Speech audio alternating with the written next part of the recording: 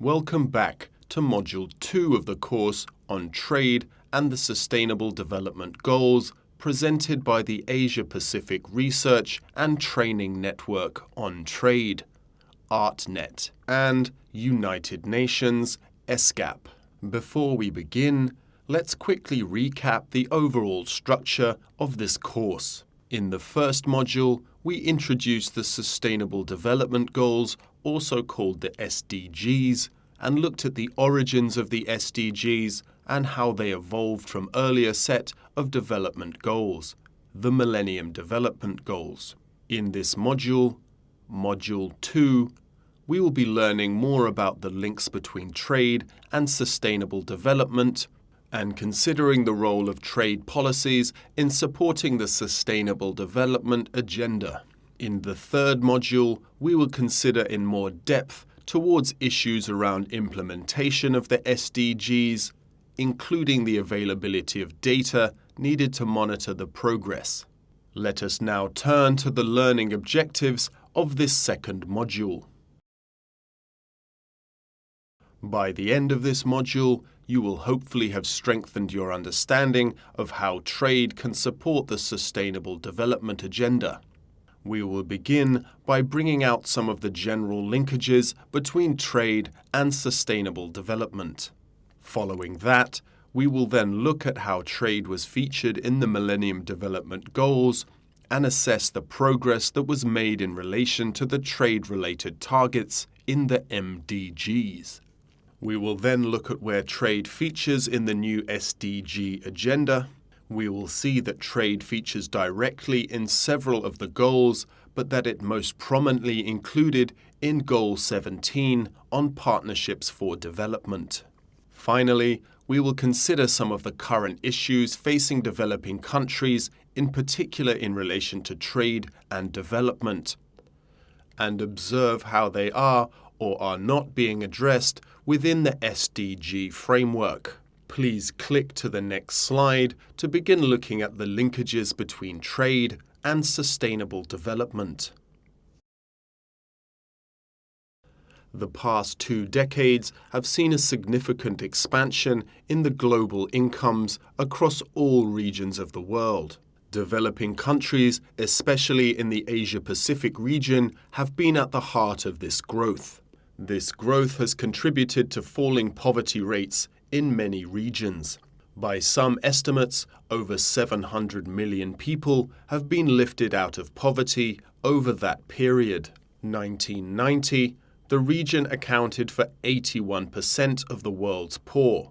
This has fallen to just 62% 2 decades later. While all developing countries contributed to this achievement, China led the way. In China, the share of the population in extreme poverty dropped from 60% in 1990 to 12% in 2010. Rising trade has been a major driver of this growth. Indeed, for nearly all years since 1990, trade rose faster than total output, reflecting the increasing integration of economies around the world. Asia-Pacific economies now account for 39% of global exports and 37% of imports, and a growing share of the world trade is between developing economies. While the relationships between trade, economic growth, and development are complex, those countries which have taken advantage of the opportunities of international trade have clearly benefited from rising international integration.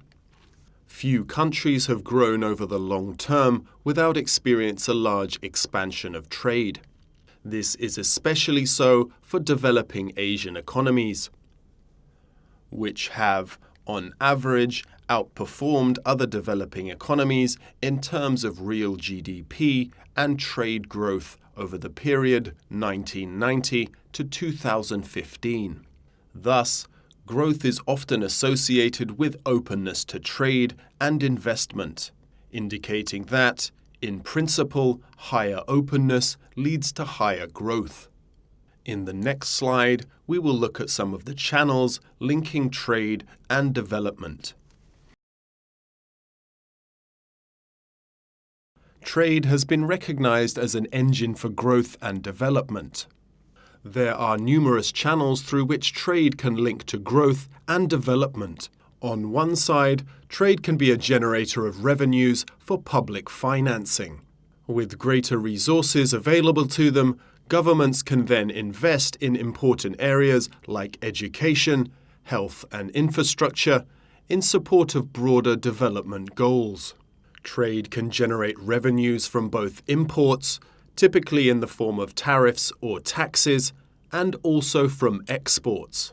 As well as helping provide public resources, trade can mobilize private sector finance. By opening opportunities for trade, businesses have more incentives to invest in production, thereby generating jobs and incomes. This investment can be in the form of domestic investment and also foreign direct investment. Additionally, trade increases competition, which in turn raises the dynamism of the economy and lifts productivity, the ultimate determination of incomes over the longer term. Developing countries, however, face many barriers to trade and investment. These can include tariff and non-tariff barriers on their products in potential export markets, as well as problems closer to home, such as inadequate infrastructure, a lack of domestic production capacity, and inefficient policies and procedures. Aid for Trade, which is an international program of support for developing countries to enable them to benefit from trade, is therefore important.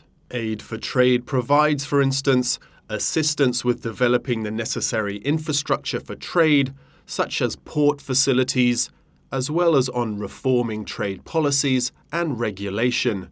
For instance, streamlining customs procedures to speed up trade times. Recognizing that trade is an important contributor to development, trade was featured in a number of the targets, Millennium Development Goals. The trade-related targets came under Goal 8 of the SDGs, which was on a global partnership for development, and covered some of the means by which overall SDGs were to be achieved. These were Target 8A, which calls for the further development of an open rule-based, predictable, non-discriminatory trading and financial system. It includes a commitment to good governance, development, and poverty reduction, both nationally and internationally. This target recognized that reducing barriers to trade, not least through cooperation in the World Trade Organization, is beneficial for developing countries. Target 8B was to address the special needs of least developed countries as group requiring special assistance.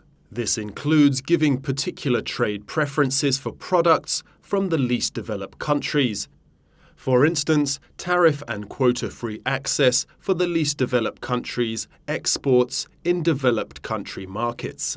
Target 8C was to address the special needs of landlocked developing countries and small island developing states, other groups of countries that often encounter particular barriers to trade. These were the main trade-related goals in the SDGs. In the next slides, let's look at the indicators used to measure two of these targets and the extent of which progress was made. Target 8A. Develop further an open rule-based, predictable, non-discriminatory trading and financial system. Includes a commitment to good governance, development, and poverty reduction, both nationally and internationally. The indicator to measure this target was the proportion of developed country imports, excluding oil and arms, originating from developing countries that are admitted duty-free. This was taken as a general way of measuring market access for developing countries. As the chart shows, this proportion has significantly increased over the last 15 years. By 2014, 84% of imports from least developed countries were admitted duty-free in 2014, along with 79% of imports from developing countries compared to 58% and 78% in 1996. Target 8C. Address the special needs of landlocked developing countries and small island developing states through the Programme of Action for Sustainable Development of Small Island Developing States and the outcome of the 22nd Special Session of the General Assembly. Target 8D. Deal comprehensively with the debt problems of developing countries through national and international measures in order to make debt sustainable in the long term. Market access indicators 8.6 and 8.7 have been defined to reflect targets 8A and 8B of Goal 8. Data for these indicators has been compiled as part of a joint effort between the ITC, UNCTAD, and the WTO, and posted on this website to make it more widely available and enhance the transparency of the monitoring process. Indicator 8.6. Proportion of total developed country imports by value, excluding arms, from developing countries and from LDCs admitted free of duty. Indicator 8.7. Average tariffs imposed by developed countries on agricultural products and textiles and clothing from developing countries. The proportion of developed country imports, excluding oil and arms, originating from developing countries that are admitted duty-free has significantly increased over the last 15 years. Despite a slight decrease from 2013 to 2014, 84% of imports from LDCs were admitted duty-free in 2014, along with 79% of imports from developing countries. The share of exports from LDCs that receive preferential treatment, beyond most favored nation status, reached approximately 60% in 2014, up from 53% in 2011. With each product category, the average tariffs imposed by developed countries on imports from developing countries declined rapidly between 1996 and 2005. The decline was slower after 2005, and in a few categories, the trend reversed. Agriculture tariffs imposed on LDCs, however, continued their sharply decreasing trend well into 2010 in most developed countries. There is variation by product and region in the average margin of preference beyond most favored nation status granted by developed countries on imports from developing countries. On average, LDCs benefit from a wider margin of preference. For instance, agricultural exports to developed countries originating from developing countries in Oceania and Sub-Saharan Africa, where the majority of LDCs are located, receive highly preferential treatment compared to other regions. However, tariff preferences are not always linked to the development status of the exporting countries. Some result from regional trade agreements, as is the case for Latin America and North Africa.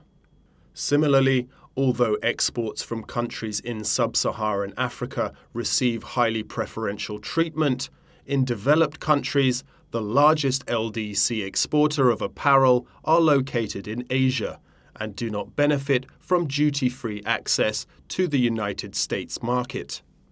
The margin of preference for agriculture exports from LDCs relate to those from developing countries, in general reached 7 percentage points in 2014. In contrast, the margin of preference for textiles and clothing was just above 1 percentage point. This largely reflects the exclusion of some Asian exporters from preferential tariff treatment by the United States. This indicator monitors efforts made by developed countries to reduce or remove tariff barriers to imports from developing countries as part of a global partnership for development. And given the way it is constructed, it is not affected by changes in trade.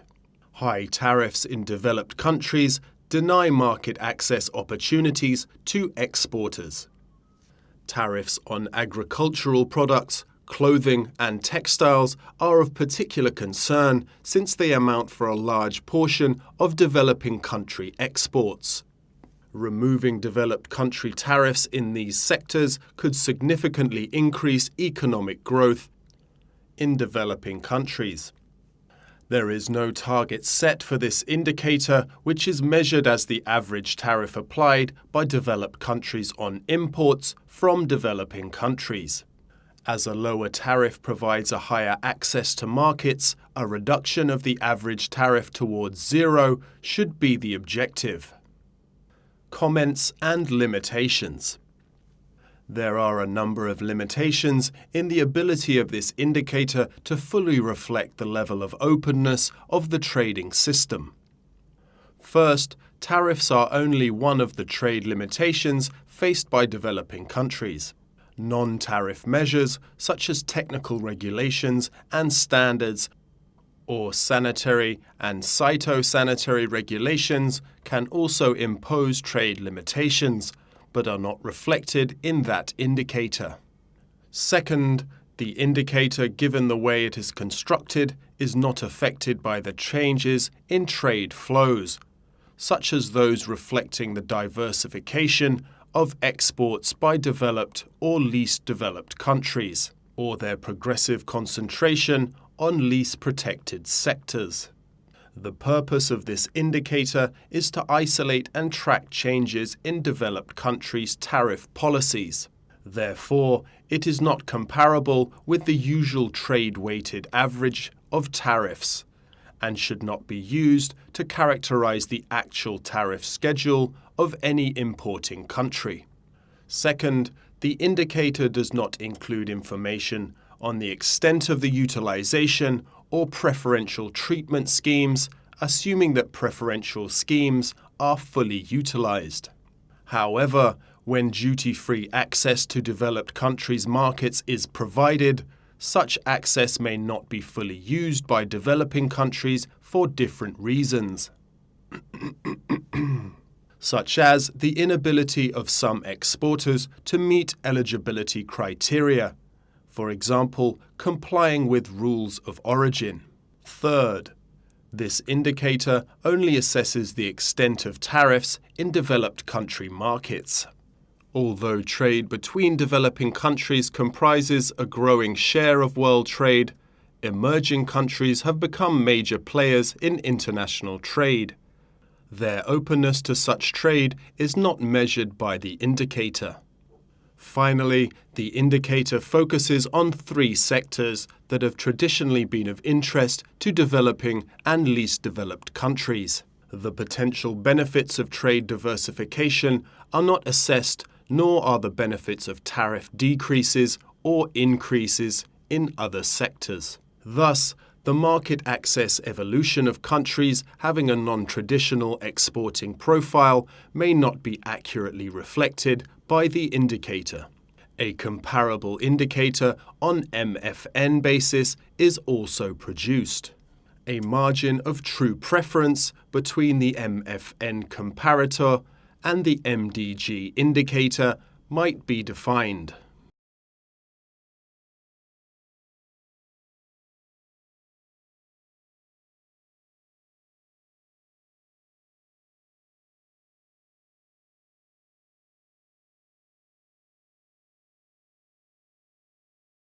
As we have noted, trade is a key driver of sustainable development. Recognizing this, several SDGs have specific targets which directly mention trade to some degree.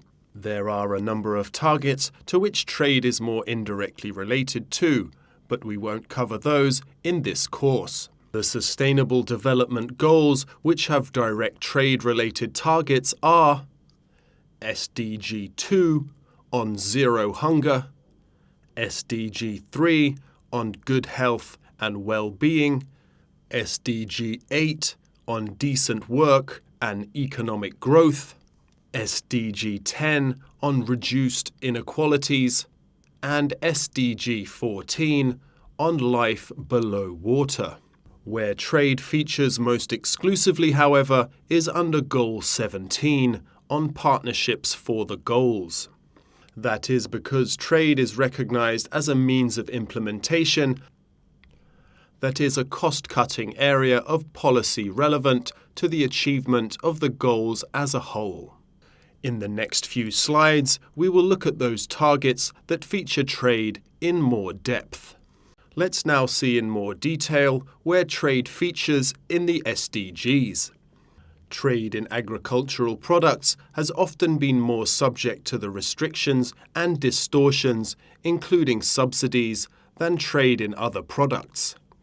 This can have consequences for food security and damage farmers in poorer countries. SDG 2 thus contains a goal on correcting and preventing trade restrictions and distortions in world agriculture markets.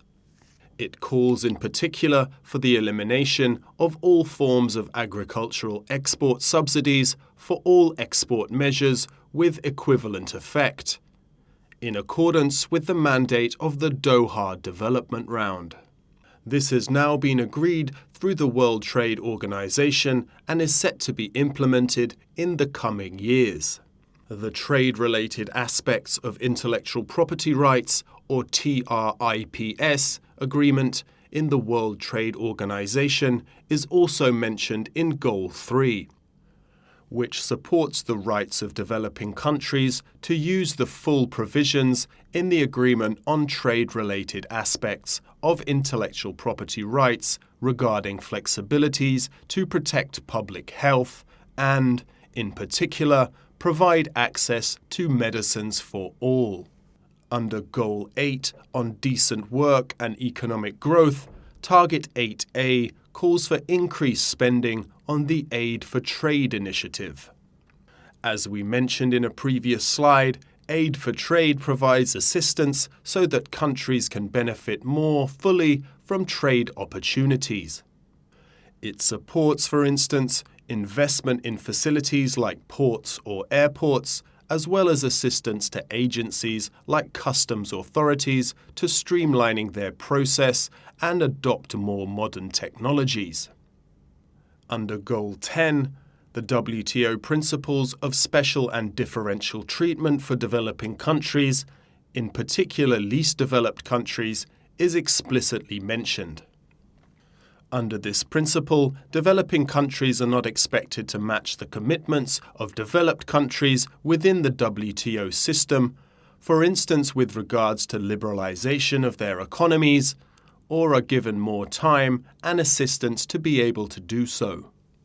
Goals 14 on life below water calls on countries to, by 2020, prohibit certain forms of fishery subsidies which contribute to overcapacity and overfishing, eliminate subsidies that contribute to illegal, unreported and unregulated fishing, and refrain from introducing new such subsidies, recognizing that appropriate and effective special and differential treatment for developing and least developed countries should be an integral part of the World Trade Organization's fisheries subsidies negotiation. It is in Goal 17 on partnerships for the goals that trade features most extensively. Trade is recognized alongside finance and technology as a key means of implementation.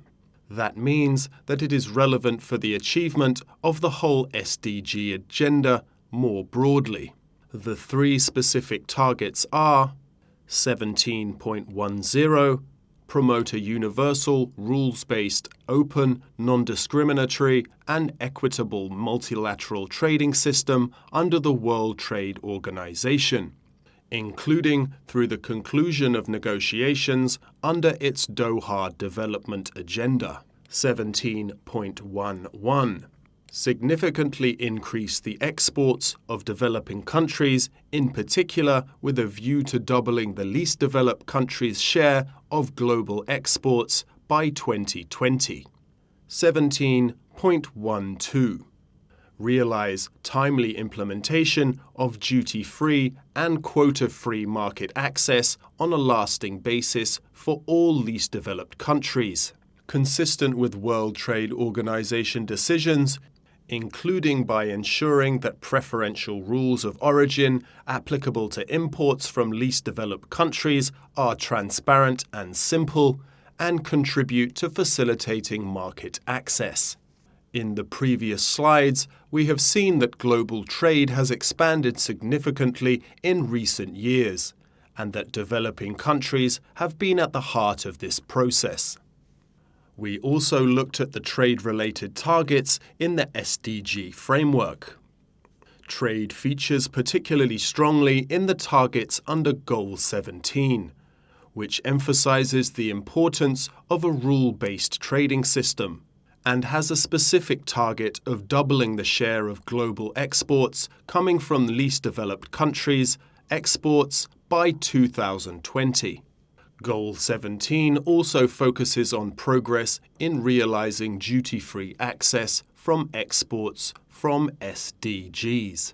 Nonetheless, there are still many additional barriers to trade which prevent developing countries using it to the full. For instance, although tariffs have generally fallen globally, and in particular for LDC exports, as we saw earlier, non-tariff barriers such as regulation or product standards can often be an impediment to trade.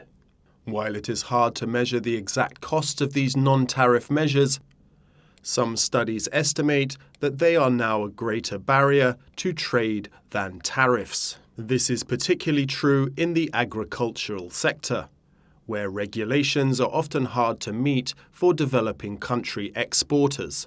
Trade costs are also very high in least developed countries and landlocked countries, as well as geographical factors, poor infrastructure, and inefficient procedures, for instance at customs, push up trade costs and make it harder to import and export. Even when opportunities are available, businesses in least developed countries may not be well placed to undertake international trade because of a lack of finance, knowledge, or other capacities.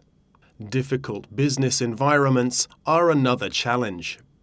The World Bank Doing Business survey found many Asia-Pacific LDCs towards the bottom of the global rankings.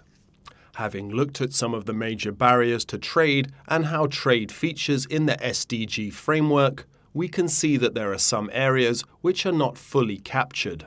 For instance, the SDG framework focuses on reducing tariff barriers to trade but does not cover other barriers such as regulations. Likewise, trade costs are not targeted for reduction in the SDG framework, though the evidence is strong that reducing trade costs can boost trade growth.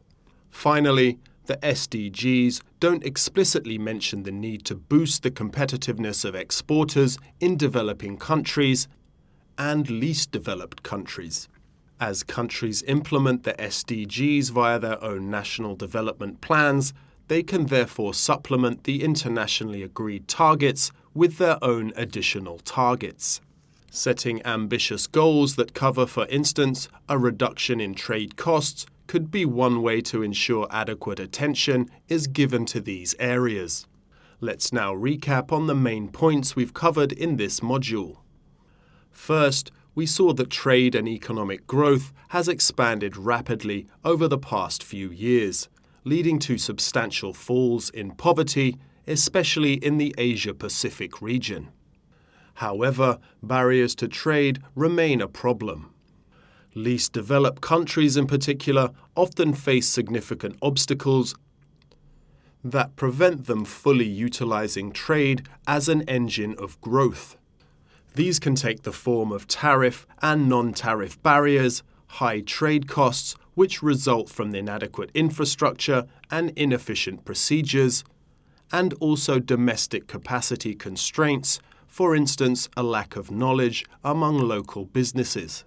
Recognizing the importance of trade as an engine for growth, trade features in several places in the new SDG framework, particularly in Goal 17 on the means of implementation. However, not all the barriers to trade that we identified are fully covered. For instance, high trade costs. This means it will be important for countries to develop effective national strategies for implementing SDGs. Countries have the flexibility to adopt additional targets alongside the internationally agreed targets. Identifying key national objectives in trade and developing meaningful targets relevant to national circumstances. Next, there will be a short quiz to test understanding of the material in this module. Please also have a look at the additional reading suggestions at the end.